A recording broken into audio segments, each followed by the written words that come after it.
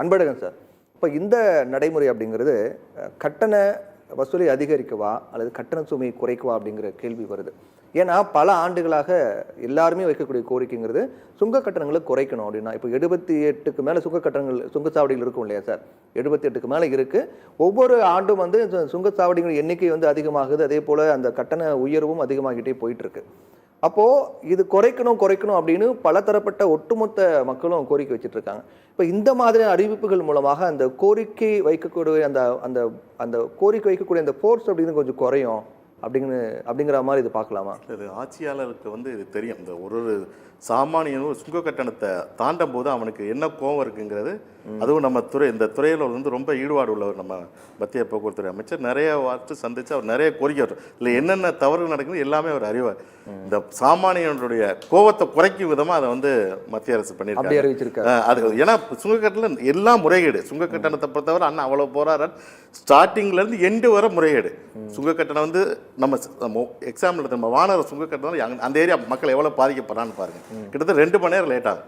இந்த நீங்கள் மாலை ஒரு 8 மணி டு 10 மணிக்கு போனால் அவ்வளவு டிராஃபிக், உள்ளே வர வண்டி வராது, வெளியே போகிறோம். அப்படி சில முக்கியமான டோல்கேட்டில் நாங்கள் எடுங்கன்னு போராடிட்டு இருக்கோம். 15 வருஷம் தானே இந்த பர்னூர் டோல்கேட்லாம் வழக்கே நடந்து நீதிமன்றமே அந்த எடுக்க சொன்னாங்க. திருப்பி அதை முறைப்படுத்திட்டாங்க. 15 வருடம் தாண்டி முறைகேடை நடத்தின சுங்க கட்டணங்களும் அதே வழக்கை சரி பண்ணி எல்லாம் அதை சட்டமாக பண்ணி இது மாதிரி டோல்கேட்டை பொறுத்தவரை இந்தியா முழுவதுமே நிறைய முறைகேடு நடக்குதுங்கிறது மத்திய அமைச்சருக்கு நிறைய வாட்டி நாங்கள் இது பண்ணியிருக்கோம். நிறைய கோரிக்கை கொடுத்தோம். நாங்கள் நிறைய கண்ட்ரியில் இருந்து ஒரு டேட்டா பேஸ் கொடுத்துருக்கோம். கிட்டத்தட்ட நீங்கள் பார்த்தீங்கன்னா உலக பொது போக்குவரத்து வாகனங்கள் தான் சாதாரண மக்கள் பயன்படுத்துகிற வாகனம். அந்த வாகனங்களுக்கு வந்து விலக்கு கொடுத்துருக்காங்க. நீங்கள் ஜெர்மனி, கனடா அது போன்ற நாடுகள்லாம் பார்த்தீங்கன்னா பொது போக்குவரத்து வாகனங்களுக்கு விலக்கு, தனி வழி கொடுத்துருக்காங்க, கட்டண குறைவு கொடுத்துருக்காங்க. ஏன்னா சாமானியரை பயன்படுத்துறது வந்து பொது போக்குவரத்து வாகனங்களாம், அதுக்கு கிடையாதுங்க. அரசு வாகனங்களுக்கு கட்டணம் வசூலிக்கிறாங்க, பொது போக்குவரத்து வாகனம் கட்டணம் வசூல் தனி வழி கிடையாது. கிட்டத்தட்ட நீங்கள் வந்து இப்போ திருச்சியிலேருந்து சென்னை வர்றதுக்கு டோல்கேட் வர்றதுக்கு முன்னாடி வந்து கிட்டத்தட்ட ஒரு வாகனம் புறப்படணும் 10 மணிக்கு புறப்படணும் 5 மணிக்கு வரும். இன்றைக்கி வந்து கிட்டத்தட்ட 1.5 மணி நேரம் சாதாரண நாட்களையும் நல்ல விழா காலங்களில் கிட்டத்தட்ட 3 மணி நேரம் சுங்கச்சாவடினால ஃபாஸ்டாக் கொண்டு வந்ததும் ஒரு பயனும் இல்லை. பயனே இல்லை சார். நீங்கள் பார்த்து இப்போ அண்ணன் சொன்ன மாதிரி டெய்லி டோல்கேட்டில் சண்டை, டெய்லி பஞ்சாயத்து. நான் இரவானா 12-1 மணிக்கு டிரைவர் டோல்கேட்டில் வந்து கட்டணம் நீங்கள் அப்போ கட்டணம் இல்லைன்னா கூட வண்டி பாஸ் ஆனதுக்கு மறுநாள் கட்டணம் எடுக்கிற மாதிரி வசதி இருக்குது ஃபாஸ்டாகில். ஆனால் எடுக்கிறது இல்லை.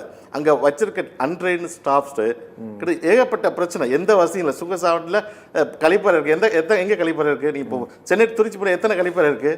1-2 டோல்கேட்லாம் கழிப்பறை இருக்குது. எந்த மருத்துவ வசதி இல்லை. ஒரு வாகன விபத்து நடந்துச்சுன்னா உடனடி சர்வீஸ் இல்லை. ரோடு எங்கே தரமா நீ சார் ஒன்றும் வானகரத்துலேருந்து நீங்கள் இப்போ நம்ம பெருங்குளத்தூர் போங்க, ஒரு பெண்டில் மட்டும் எத்தனை விபத்து நடந்திருக்கு? ஒரு மாதத்துக்கு 30 விபத்து நடக்குது. அவ்வளவு கம்ப்ளைண்ட் பண்ணி அவ்வளவு இது பண்ணி அந்த ரோடை இப்போ தான் சரி பண்ணியிருக்காங்க. இப்போ சுங்கச்சாவடி உள்ள ரோடுகள் வந்து எந்த அரசு பண்ணாலும் அதில் யாரும் அவங்க இது பண்ணுறது 15 வருஷமாக அவங்க இருக்கா. அதுக்கு முன்னாடி நிறைய மத்திய அரசு நிறைய வாட்சி பண்ணால் சில திட்டங்களை மாற்றவே முடியாது. அங்கே நிறைய எடுத்து போய் ஒரு பாயிண்ட்டாக எடுத்து போய் அவ்வளவு இது பண்ணியிருக்கோம். வருடத்துக்கு நாங்கள் 10-15 வாட்டி மீட் பண்ணி எங்களுக்கு ஆம்னி பஸ்க்கு மெயின் பிரச்சனை சுங்கச்சாவடி. ஏன்னா காலதாமதம் ஆகுது. கிட்டத்தட்ட ஒரு சீட்டுக்கு நீங்கள் ஒரு ஆம்னி பேருந்து சென்னை டு திருச்சி இயக்கிறோம்னா 30 ஸ்லீப்பர் உள்ள பேருந்து 110 ரூபா வந்து சுங்கச்சாவடிக்கு மட்டும் கட்டுறோம். 30 பயணிகள் போகிற பயணிக்கு நாங்கள் ஒரு 500 ரூபா கட்டணம் வாங்கினா 110 ரூபா சுங்கச்சாவடிக்கு மட்டும் கட்டுறோம். இரட்டை சாலை வரி, தமிழக சாலை வரி கட்டுறோம், மத்திய சாலை வரி கட்டுறோம். அதனால காலதாமதம், விபத்து, சுங்கச்சாலை எவ்வளவு அது மத்திய அமைச்சர் ரொம்ப அறிவார். அதனால தான் இதை கொஞ்சம் இது பண்ணுறதுக்காக அந்த திட்டம் பண்ணியிருக்காங்க. அதை வரவேற்கிறோம்.